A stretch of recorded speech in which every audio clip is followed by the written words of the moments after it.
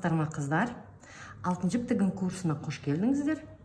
Бүгінгі біздің сабағымыз, бүгін біз тюрбан тігетін боламыз. Видеоны соңына дейін көріңіздер, егер де өздеріңізге керемет тюрбан тігіп алғыларыңыз келсе, видеоны соңына дейін көріңіздер қыздар. Мына қараңыздар. Ең біріншіден бізге не керек? Ең біріншіден бізге тюрбанға кез келген мата, шифон, шелк, немесе осында трикотаж сияқты мата болса да болады. Сосын мынандай бір вышивка алсаңыздар болады, таспен өздеріңіз тігіп алсаңыздар да болады. Өте әдемі болып шығады тюрбан. Ең біріншіден осылай матаны алып жайдым да, ұзына бойы, міне, ұзына бойы 50 сантиметр, ені 30 сантиметр төртбұрышты қырқып аламын.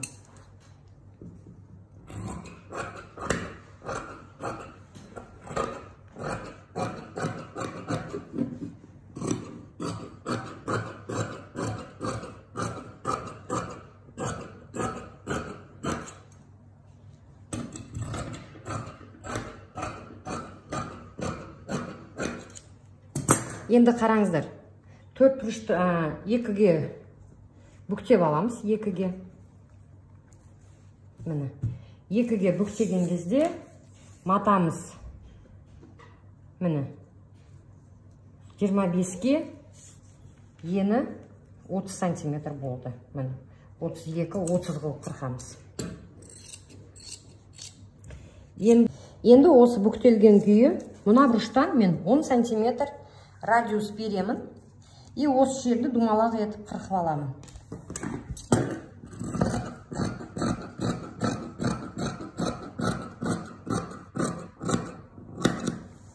Міне, тюрбанымыздың бас жағы дайын болды.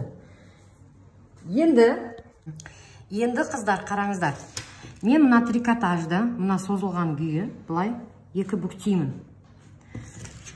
Қаншаға бүктейміз десеңіздер, где-то бір 11 сантиметр, 12 сантиметр болу керек.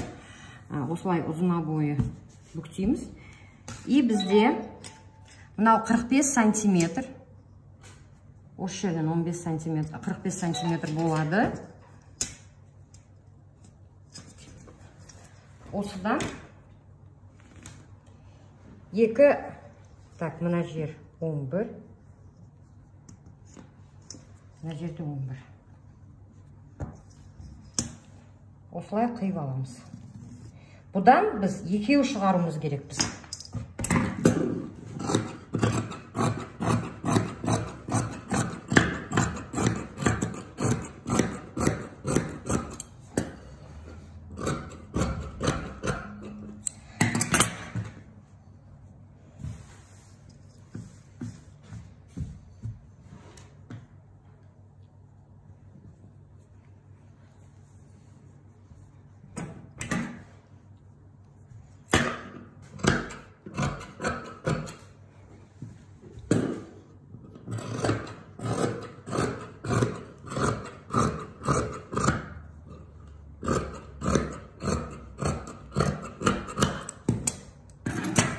Енді қыздар, мен екеу осындай пішіп алдым. Мына бұрыштан мен 9 сантиметр өлшеп алам да, мына жерде мына нүктені қоям. Осы нүктемен мына нүктені қосып аламын. Міне, бұл үш бұрышты қырқып алып тастаймын.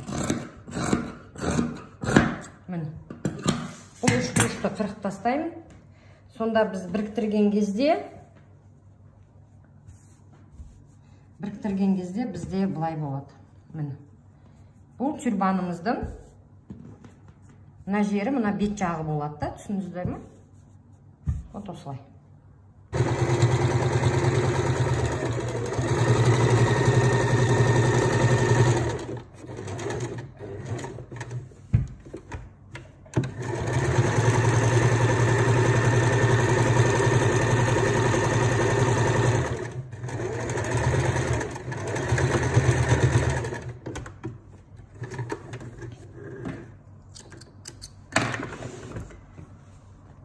Бұл трикотаж болғандықтан мен арнайы трикотажға арналған инемен тігіп жатырмын қыздар. Бұл трикотажға арналған ине. Енді Мынау біздің тюрбанның мынау бас жағы. Мынау екіге бүктедік қой. Мынау теріс беті, мына жер оң беті. Мынау екеуі де оң беті болып тұр. Осылай екі бүктеймін. Мына жерден центр табамын. Центр табамда. Сосын, мына қараңыздар. Где-то былай қарағанда бір қарыстай жерден, екінші бір қарыстай жерге дейін тігіп алам осылай.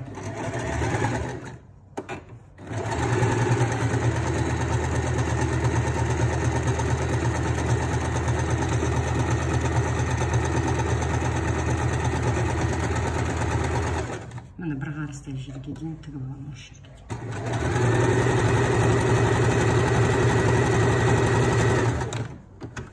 Енді бір жібінен тартамын.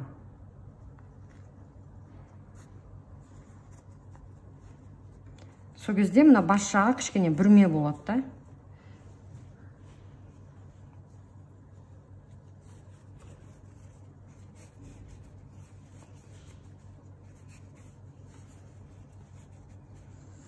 Енді қыздар, қараңыздар.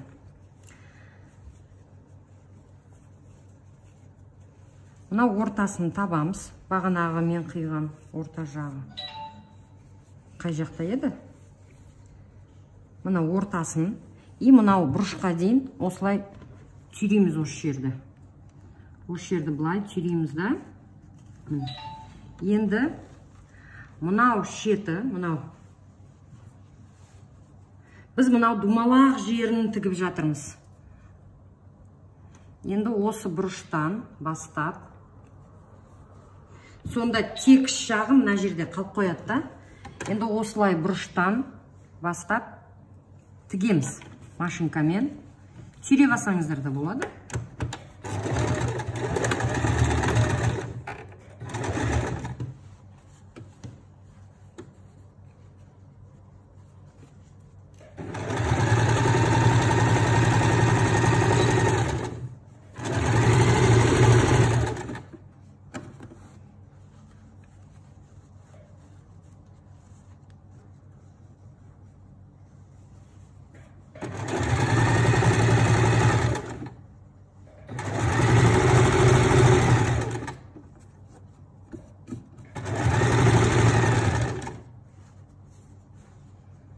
И мына жердегі бүрмені, мынау центр, уже мына жерде шығады.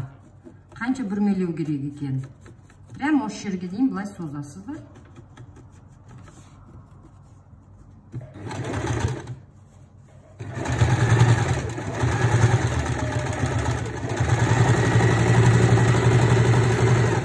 Қыздар, біздің енді 6-шы YouTube каналымызда үнемі осындай сабақтар шығып отырады.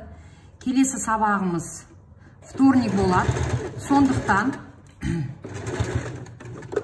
біздің каналға жазылып, қоңыраушаны басып қойсаңыздар, ең алғашқы, ең оқушылардың ең бірінші қатарында біздің сабақтарды үнемі көретін боласыздар. Сондықтан дәл қазір жазылып, қоңыраушаны басып қойыңыздар. Мынау артықтау болып тұр, енді кішкене тағы да бүрмелеймін.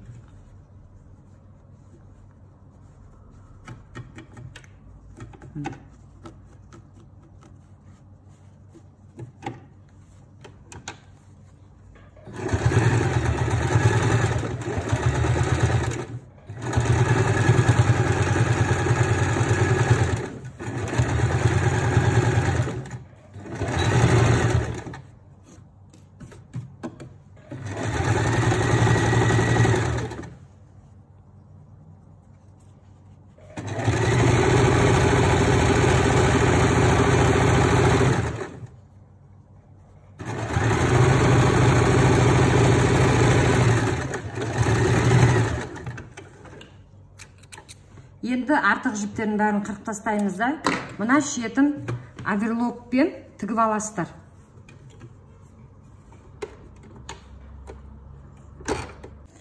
Мінекей қыздар, менде осындай болды. Міне. Енді мына жерін бәрін зигзагтап, үтіктеп алдым. Артық жіптерін бәрін қырқып тастаймын. Міне зигзагтап бәрін дайындап қойдым. Үтіктеп алдым үтікпен. Егерде мына жерде мына трикотажда мына жерлеріңіз бұйра болып жатса, прям үстінен былай пармен үтіктің парымен үтіктеп алсаңыздар керемет шығады. Енді бізде бірақ операция қалды, қыздар, қараңыздар. Мен қазір мына жерден тігіс жүргіземін да, мынаның бәрін бүрмеге жинаймын.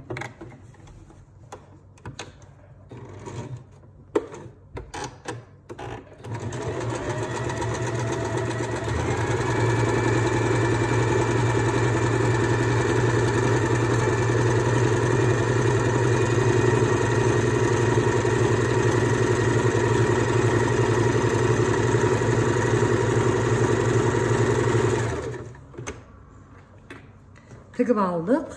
Қараңыздар, қыздар. Біз мына жердің бәрін бүрмеге жинаймыз. Прям көп қылып жинаймыз мына жерді. Көп қылып жинап аламыз да. Сонда бізде арқамызда как түйін сияқты болады да сонда. Вот. Мұны бүрме қылып жинап алдық. Барынша бұл бүрме қылып жинап аласыздар. Мына жерді барынша бүрме қылып жинап аласыздар. Енді міне тігіспен тігісті келтіріп, мен түйреп аламын.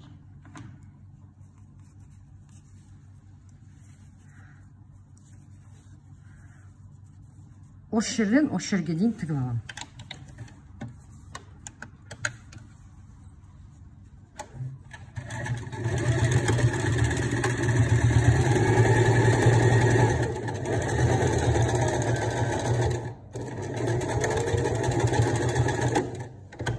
Тігіп алдым да, и сразу оверлок операция жасап алайық. Оверлок па, зигзаг па.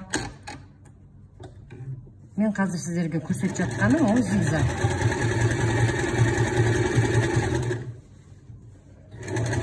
Прям мына жерге дейін. Осы жерде тоқтаймыз. Жіптерін бәрін тазалап аламыз енді. Енді мына жерді қараңыздар, не істейсіздер? Кәдімгідей гүл сияқты қылып, мына бүрме тағы да қосымша жинаңыздар. Осыны қолмен тігіп аламыз, осы жерді. Қолмен.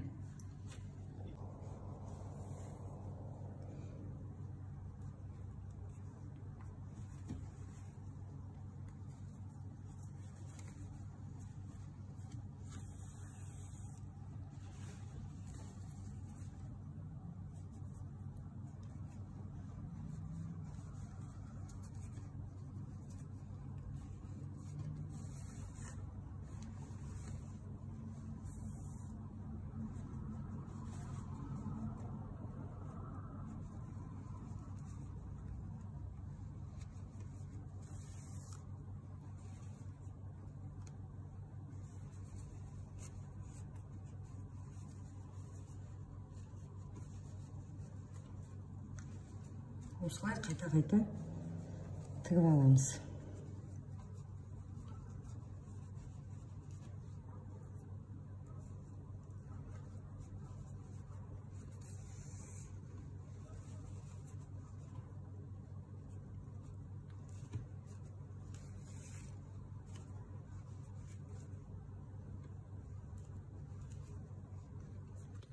Қыздар, енді мен мына жерді тігіп алдым қолмен. Енді маған бір 5 сантиметрде резинка керекті. Осы 5 сантиметрді мен мына жерден бастап, мына жерге дейін тігіп алам. Сонда менде жиналып қалады. Енді қыздар, қараңыздар. Қандай керемет. Басыңды айландыр, кішкене назерке. Керемет тюрбан болды. Енді басыңды бер қарат. Міне. Осындай вышивка тіксеңіздер, керемет тюрбан боласыздар.